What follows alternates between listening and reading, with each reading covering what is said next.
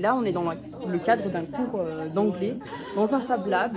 Et la mission ou l'objectif qu'on nous a donné, c'était de construire quelque chose, un objet qu'on voudrait voir en réalité. Et donc avec des machines 3D, avec des machines qui coupent du bois.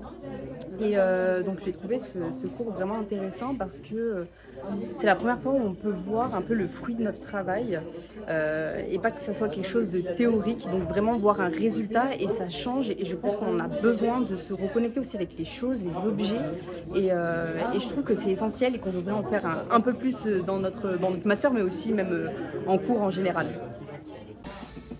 J'avais jamais utilisé d'outils ou fait du bricolage du tout de mes mains avant cette expérience, donc je suis extrêmement content de pouvoir enfin le faire. J'avais toujours rêvé de faire un truc comme mon grand-père pouvait le faire et du coup je suis très content de ce que je fais ici.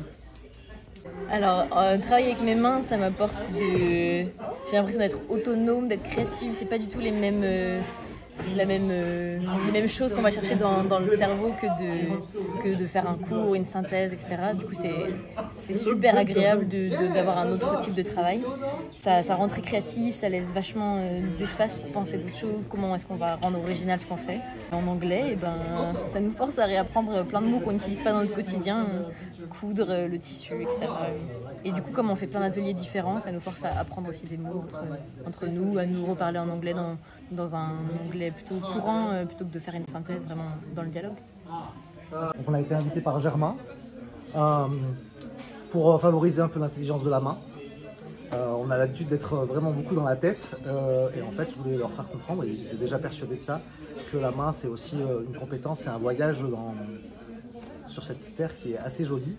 Et la créativité, l'initiative individuelle, gérer son temps différemment, tout ça dans une atmosphère linguistique anglophone, puisqu'il fallait quand même parler anglais pour tout, pour trouver des outils, pour trouver des idées, pour se demander de l'aide les uns aux autres. Pour moi, le défi est réussi, je suis un enseignant heureux et plus qu'heureux même. Au revoir.